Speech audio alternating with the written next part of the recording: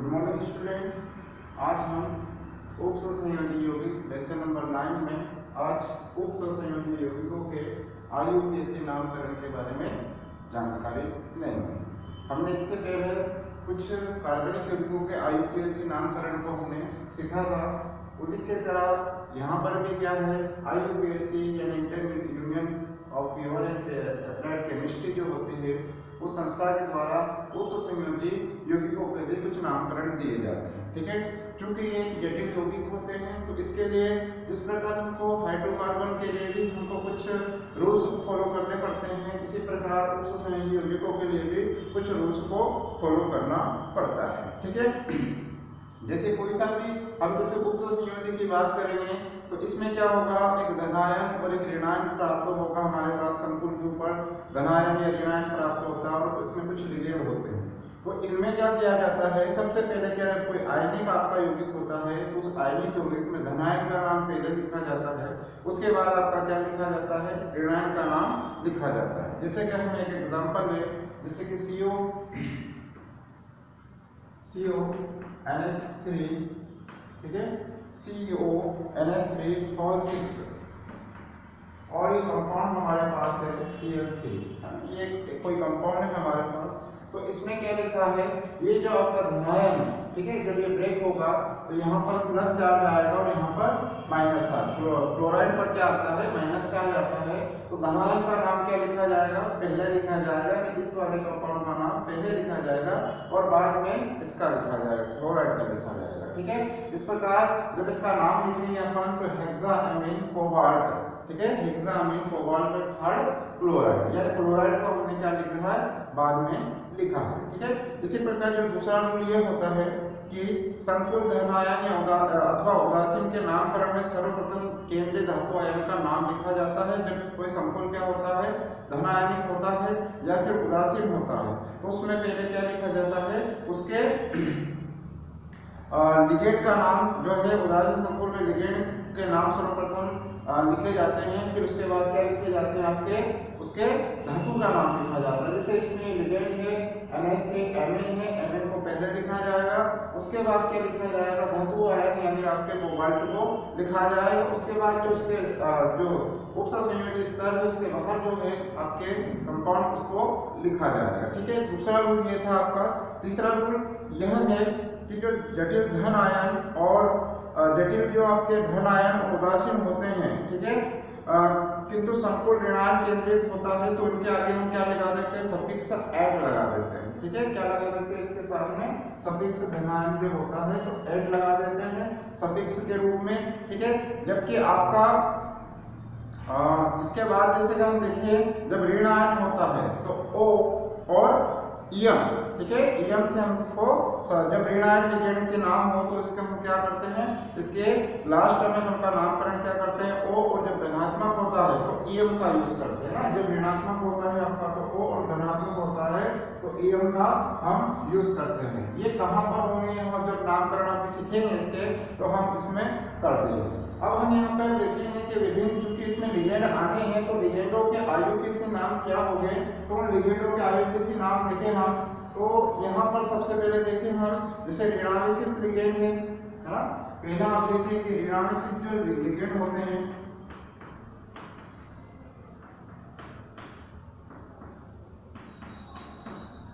ऋणावेशित लिगेंडों को किस नाम से हम देखें तो जैसे कि अगर H- है तो इसको लिखेंगे हाइड्रिडो, ठीक है, हाइड्रिडो लिखेंगे, है ना, यानी O इसके पीछे आ जाना चाहिए, हाइड्राइडो, ठीक है, हाइड्रिडो या हाइड्राइडो लिख दें, हाइड्राइडो O आएगा इसके बीच में। ठीक है, इसके बाद में हम देखें फ्लोरो, F- हो तो आप क्या लिखेंगे, फ्लोरो। इसी प्रकार Cl- हो तो आप क्या लिखेंगे, फ्लोरो आयोडो।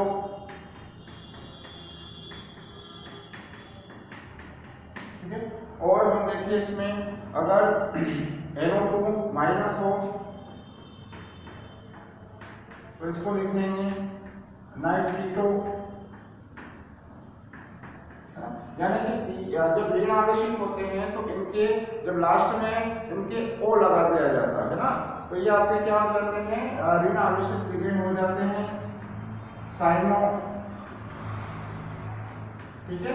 अब जब धन आवेशित आते हैं तो धन आवेशितों के लिए हम क्या लगाते हैं इसके पीछे, तो इयम लगाते हैं, है ना। धन आवेशित होते हैं, धन आवेशित लिगेंड होते हैं आपके, तो हम इनके पीछे इयम लगाते हैं।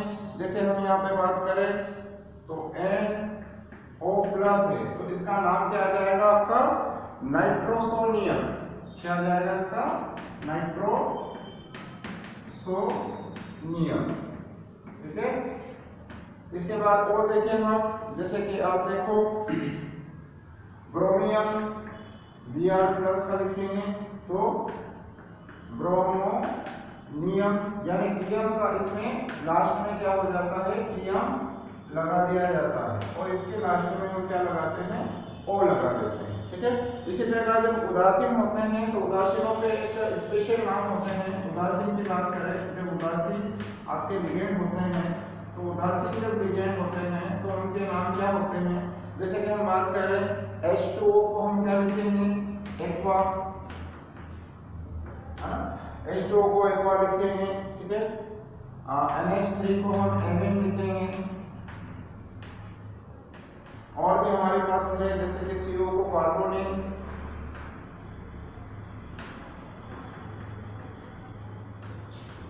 आदि हम क्या करेंगे, इनके नाम लिखेंगे। OH को हाइड्रोक्सिल,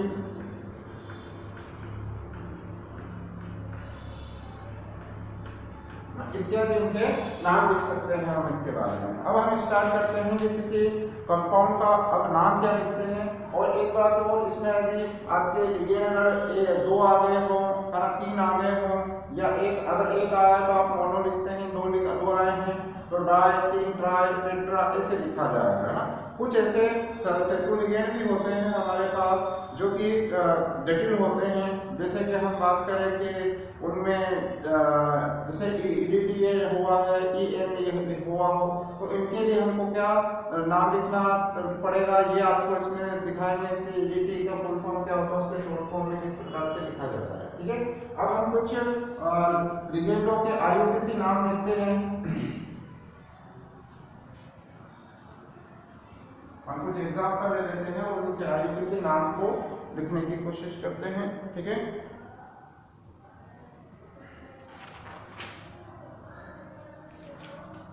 जैसे कि हम ये ले लेते हैं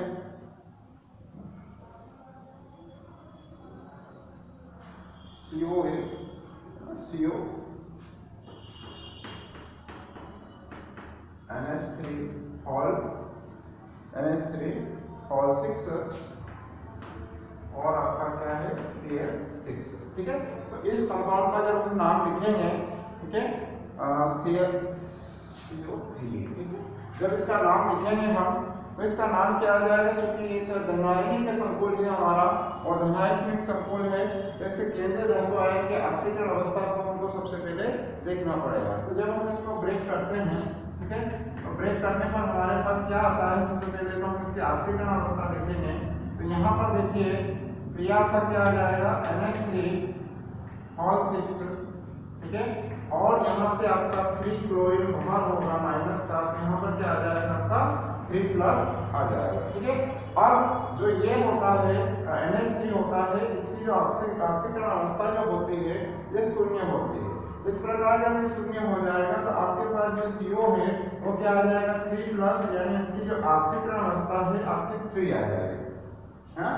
अब इसका नामकरण हम देखें तो किस प्रकार इसका नामकरण करेंगे, क्योंकि क्लोराइड बाद में आ रहा है तो इसको लास्ट में हम लिखेंगे। इससे पहले हम क्या लिखेंगे, लिगेंड का नाम लिखेंगे। तो लिगेंड का नाम क्या हो जाएगा आपका एमिन।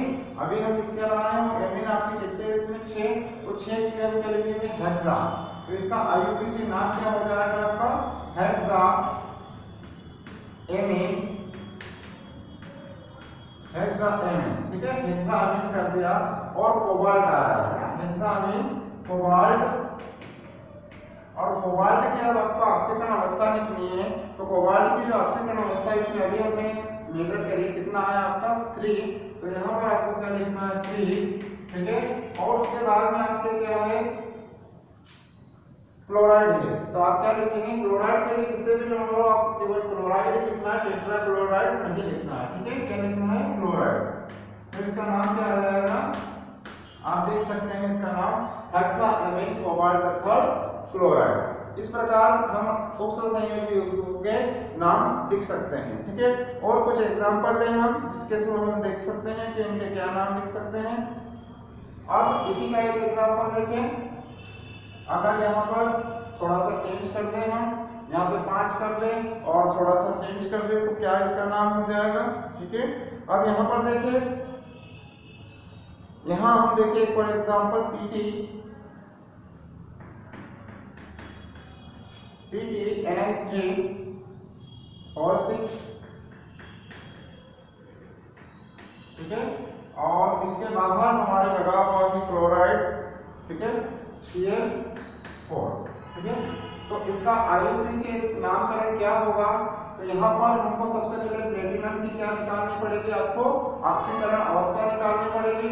तो हम यहाँ पर देखते हैं कि यहाँ से अगर 4 क्लोरीन अगर बाहर जा रहे हैं तो यहाँ पर क्या आ जाएगा, आपका 4 आ जाएगा, 4 प्लस के रूप में आ जाएगा, ठीक है। तो हम यहाँ पर देखें, ये आपका PT NH3 और 6 और ये आपका प्लस हो गया, ये आपका 4Cl माइनस हो गया।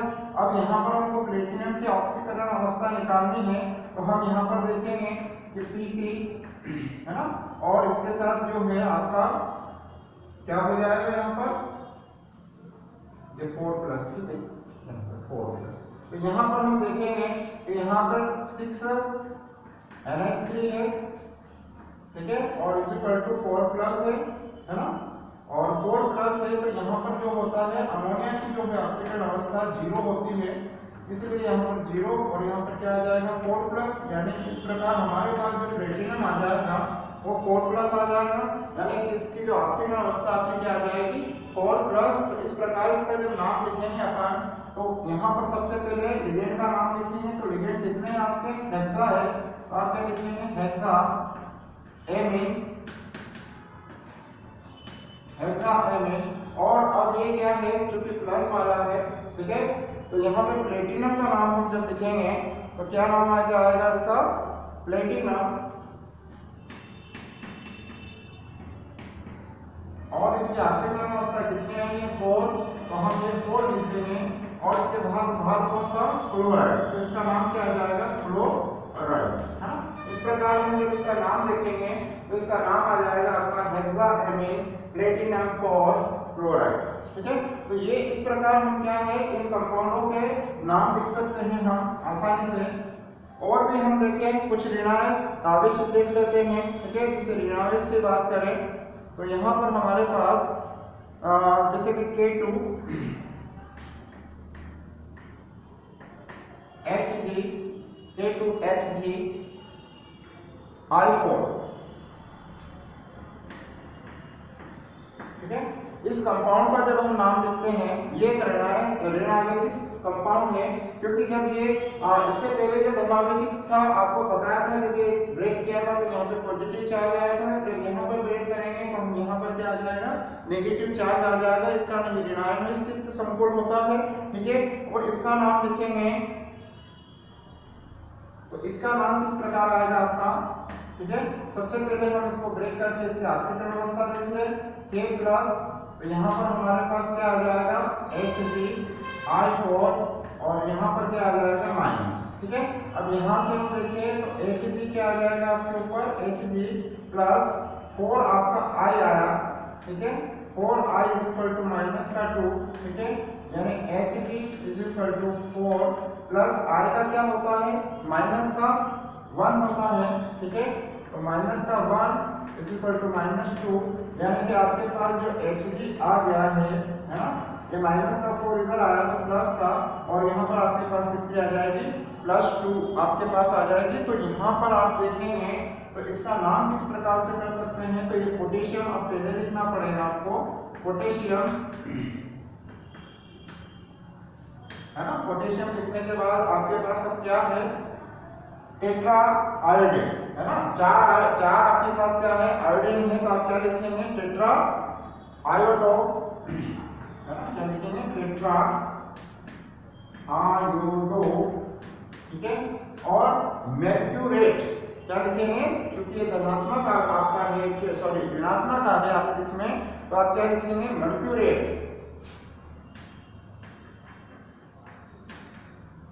ठीक है, क्या लिखेंगे, मर्क्यूरेट। और इसके ऑक्सीकरण अवस्था कितनी आ गई आपके पास, सेकेंड आ गई, तो यहाँ आप क्या लिख देंगे, सेकेंड लिख देंगे। इस प्रकार क्या होता है कि सभी हम क्या कर सकते हैं, हमारे जो उप संयोजी यौगिक होते हैं उन उप संयोजी यौगिकों के नाम लिख सकते हैं। हम कुछ और एग्जाम्पल लेंगे जिसके थ्रू हम क्या कर सकते हैं, इनके IUPAC नामकरण देख सकते हैं। हम यहाँ पर देखें, कुछ कंपाउंडों के नाम लिख लेते हैं।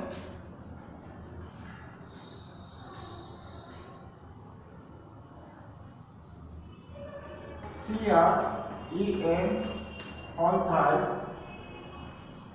और आपका इसके बाहर आपका क्या आ रहा है, CH3।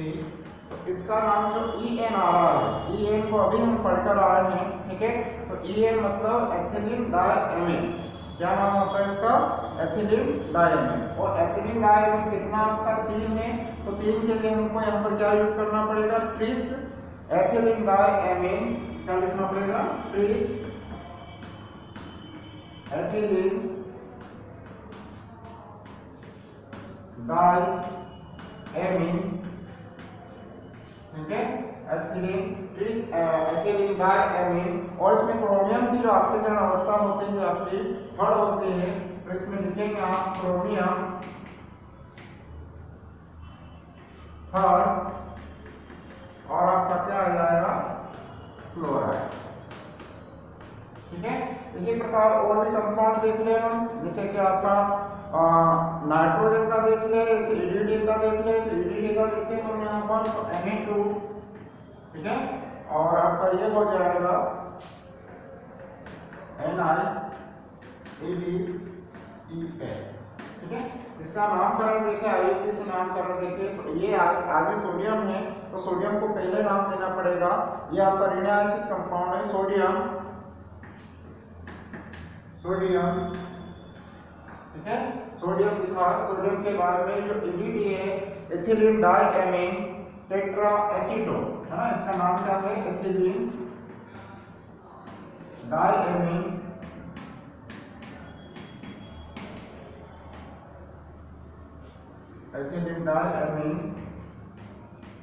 ठीक है, टेट्रा एसिटो, है ना, क्या नाम है इसका, टेट्रा एसिटो,